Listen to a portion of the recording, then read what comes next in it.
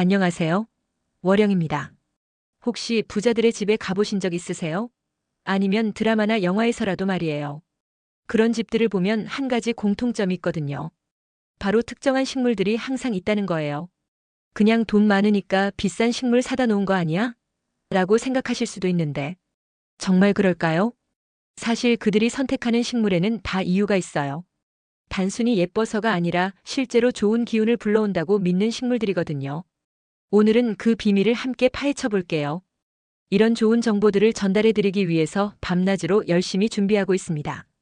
여러분들이 구독하시면 더 많은 정보들을 받아보실 수 있고 좋아요는 제게 큰 동기부여가 되어요. 알림 설정까지 해두시면 업로드 즉시 알림을 받으실 수 있답니다. 여러분 혹시 집에 들어왔을 때 기분이 확 좋아지는 날이 있고 어떨 땐 왠지 모르게 기운이 빠지는 날이 있지 않으세요? 풍수에서는 이런 걸 기운의 흐름이라고 해요. 그리고 식물이 바로 이 기운의 흐름을 바꾸는 놀라운 역할을 한다고 보거든요. 생각해 보세요. 싱그러운 녹색잎이 가득한 공간과 시든 화분이 구석에 방치된 공간. 어디가 더 기분 좋으세요? 당연히 전자겠죠. 부자들은 이걸 우연으로 보지 않아요. 식물 하나하나가 공간의 에너지를 바꾸는 도구라고 생각하거든요. 그래서 식물 관리에도 엄청 신경을 써요. 매주 잎을 닦고 가지치기 하고 마치 소중한 보물을 관리하듯이 말이에요. 이제부터 부자들이 애정하는 식물 4가지를 설명드립니다. 첫 번째 식물은 금전수예요. 이름부터가 벌써 심상치 않죠? 이 식물의 동글동글한 잎을 자세히 보세요. 마치 동전 같지 않나요? 그래서 돈나무라는 별명도 있거든요. 제가 아는 한 사업가 분은 금전수를 현관에 두고 매일 아침 출근할 때마다 오늘도 좋은 일만 있을 거야 라고 인사를 한다고 하더라고요. 처음엔 우스꽝스럽게 느껴졌는데 실제로 그분 사업이 점점 잘 되는 걸 보니까 정말 신기하더라고요. 금전수의 핵심은 위치예요. 현관이나 거실처럼 사람들이 자주 드나드는 곳에 두어야 해요. 왜냐하면 그곳이 바로 기운이 드나드는 통로거든요. 여기서 중요한 팁. 잎에 먼지가 쌓이면 기운이 막힌다고 해요. 그래서 일주일에 한 번은 꼭 잎을 닦아주세요. 마치 창문을 닦는 것처럼요. 두 번째는 행운목이에요. 이름 자체가 벌써 긍정적이죠? 이 식물을 보면 줄기가 곧게 위로 뻗어 있어요. 풍수에서는 이런 형태를 상승 에너지를 상징한다고 봐요. 마치 우리 인생도 계속 위로 올라가라는 메시지 같달까요? 특히 자영업 하시는 분들이 정말 좋아하세요. 제가 아는 카페 사장님도 카운터 옆에 행운목을 계시는데 손님들이 이 식물을 보고 기분이 좋아진다고 하시더라고요. 행운목은 책상 옆이나 입구 쪽에 두는 게 좋아요. 특히 재택 근무하시는 분들 책상 옆에 하나 두어보세요. 시선이 갈 때마다 기분이 좋아질 거예요. 세 번째는 파키라예요. 이 식물의 특징은 줄기가 꼬여 있다는 거예요. 중국에서는 파키라를 발제수라고 부르는데 그 의미가 정말 재미있어요. 꼬인 줄기가 돈이 빠져나가지 못하게 꽁꽁 묶어둔다는 뜻이거든요. 실제로 많은 기업 사무실에 가보면 파키라가 있어요. 특히 회계팀이나 재무팀 사무실에서 자주 볼 수 있죠. 파키라를 둘 때는 돈과 관련된 공간 근처가 좋아요. 통장을 보관하는 서랍 근처라든지 가계부를 쓰는 책상 옆이라든지. 그런데 파키라 키우실 때 한 가지 주의할 점. 물을 너무 많이 주면 안 돼요. 일주일에 한 번 정도면 충분해요. 과한 건 오히려 독이 되거든요. 마지막은 스투키예요. 이 식물을 보면 잎이 쭉쭉 위로 뻗어 있죠? 스투키는 집중력과 결단력을 상징해요. 그래서 공부방이나 서재에 두면 정말 좋아요. 실제로 수험생 있는 집에 가보면 스투키가 있는 경우가 많더라고요. 그런데 여기서 중요한 포인트. 스투키는 침실에는 두지 마세요. 왜냐하면 너무 날카로운 에너지라서 편안한 잠을 방해할 수 있거든요. 그런데 반대로 피해야 할 식물도 있어요. 선인장 같은 경우는 조심해야 해요. 가시가 있는 식물들은 방어적인 에너지가 강해서 가족들 사이에 긴장감을 만들 수 있거든요. 그럼 선인장은 절대 키우면 안 되나요? 라고 물어보시는 분들이 있는데 그건 아니에요. 현관 밖이나 베란다처럼 외부에 두면 오히려 나쁜 기운을 막아주는 역할을 해요. 이제 구체적으로 어디에 어떤 식물을 둘지 알아볼게요. 거실은 가족이 모이는 공간이니까 부드러운 에너지의 식물이 좋아요. 아레카야자 같은 넓은 잎의 식물이 딱이에요. 현관, 여기는 정말 중요해요. 외부 에너지가 들어오는 첫 관문이거든요. 금전수나 행운목을 두세요. 주방은 불의 기운이 강한 곳이라서 큰 식물보다는 작고 아담한 허브류가 좋아요. 서재는 집중이 필요한 공간이니까 스투키 같은 식물이 제격이에요. 침실은 편안한 휴식을 위해 작고 부드러운 식물을 선택하세요. 그리고 부자들은 계절에 따라서도 식물을 바꿔요. 봄, 여름에는 생명력이 왕성한 시기니까 잎이 풍성한 식물이 좋고, 가을, 겨울에는 강인한 줄기 위주의 식물이 좋아요. 여기서 실제 사례 하나 들려드릴게요. 한 지인이 사업이 계속 안 풀려서 고민하고 있었거든요. 그때 집에 가보니까 현관에 시든 화분이 그대로 있더라고요.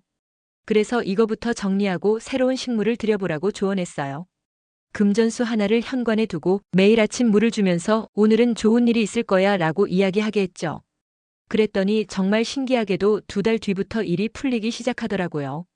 혹시 지금 여러분 집 구석에 시든 화분이 있나요? 아니면 예전에 키우다가 포기한 식물들이 있나요? 먼저 정직하게 현재 상황을 점검해보는 시간을 가져봅시다. 집안을 한 바퀴 돌아보세요. 베란다 구석에 말라 죽은 화분, 거실 한켠에 잎이 다 떨어진 고무나무, 화장실에 방치된 작은 다육이들. 이런 것들이 보이시나요?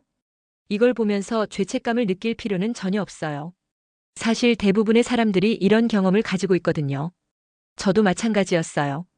처음에는 의욕만 앞서서 이것저것 많이 사다가 관리를 제대로 못해서 결국 다 죽게 만들었던 경험이 있어요. 하지만 이제는 달라요. 왜냐하면 이제 제대로 된 방법을 알고 있거든요. 우선 시든 화분들을 정리하세요. 이건 새로운 시작을 위한 첫 번째 단계예요. 화분은 재활용하고 흙은 마당이나 화단에 뿌려주세요. 집안의 공간을 깨끗하게 정리하는 것부터가 시작이에요. 자, 이제 오늘 소개한 4가지 식물 중 하나를 선택해 볼 차례예요. 금전수, 행운목, 파키라, 스투키. 어떤 걸 선택하든 상관없어요. 하지만 선택할 때 몇 가지 기준을 제시해 드릴게요. 첫 번째, 여러분의 라이프 스타일을 고려하세요. 출장이 잦으시거나 물 주기를 자주 깜빡하시는 분이라면 스투키나 금전수를 추천해요.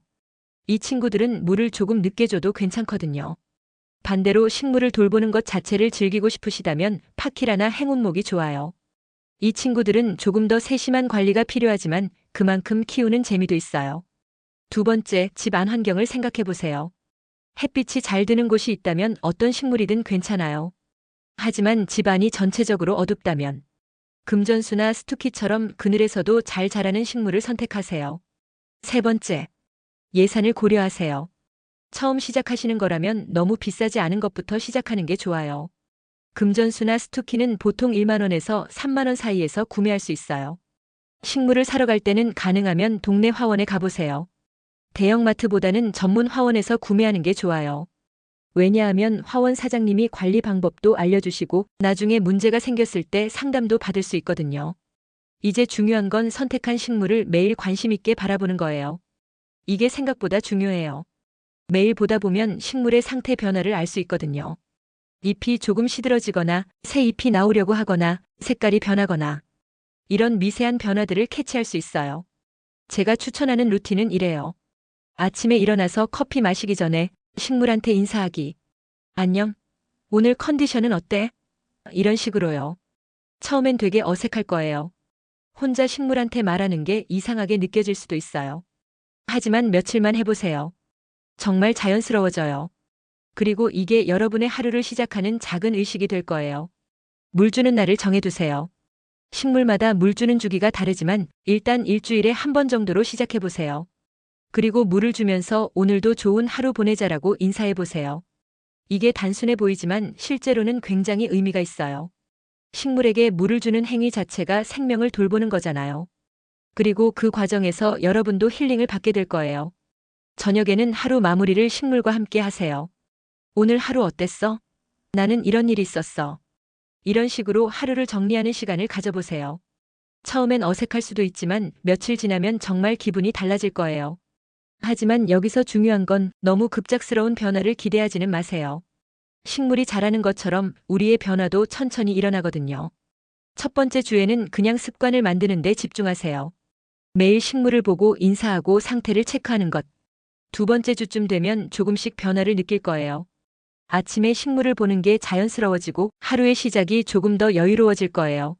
한 달쯤 지나면 확실한 변화를 느낄 수 있을 거예요. 집 안 분위기도 달라지고 무엇보다 여러분 마음가짐이 달라져 있을 거예요. 식물 하나로 인생이 바뀐다는 게 믿어지지 않을 수도 있어요. 저도 그랬거든요. 사실 제가 식물을 키우기 시작한 건 정말 우연이었어요. 몇 년 전에 이사를 하게 됐는데 새 집이 너무 삭막해 보이는 거예요. 그래서 뭔가 하나 놓으면 좋겠다 싶어서 화원에 갔는데 그때 처음 만난 게 금전수였어요. 처음에는 그냥 인테리어 소품 정도로 생각했어요. 그런데 매일 보다 보니까 조금씩 변하는 게 보이는 거예요. 새 잎이 나오고 키가 조금씩 자라고 이런 작은 변화들을 보면서 묘한 기분이 들었어요. 그리고 어느 날 깨달았어요. 이 작은 생명체를 돌보면서 제가 더 책임감을 갖게 됐다는 걸요. 매일 물을 줘야 한다는 작은 의무가 생겼고 그게 제 하루의 리듬을 만들어준 거예요. 하지만 작은 변화가 큰 변화의 시작이잖아요. 저는 식물을 키우면서 정말 많은 걸 배웠어요. 인내심도 생겼고 관찰력도 좋아졌고 무엇보다 생명에 대한 소중함을 느꼈어요. 그리고 이게 제 인생의 다른 영역에도 영향을 미쳤어요. 일을 할 때도 더 세심해졌고 사람들과의 관계에서도 더 주의 깊게 상대방을 관찰하게 됐어요. 지금 당장 식물 가게에 갈 필요는 없어요. 먼저 집에 있는 식물부터 제대로 돌봐보세요. 만약 집에 식물이 아예 없다면 일단 하나부터 시작하세요. 한 번에 여러 개를 사면 관리가 어려워져요. 첫 번째 식물을 성공적으로 키우면서 자신감이 생기면 그때 두 번째 식물을 들여보세요. 그리고 조금씩 종류를 다양화해 보는 거예요. 저는 지금 집에 15개 정도의 식물을 키우고 있어요. 처음에는 금전수 하나였는데 지금은 작은 정글을 만들어 놨어요. 매일 아침 일어나서 이 친구들을 보는 게 정말 행복해요. 그리고 여러분도 언젠가는 이런 단계에 올 수 있을 거예요. 식물을 키우는 것이 단순한 취미가 아니라 삶의 일부가 되는 거죠. 더 나아가서는 직접 씨앗부터 키워볼 수도 있고 삽목이나 분갈이 같은 조금 더 전문적인 기술도 배울 수 있어요.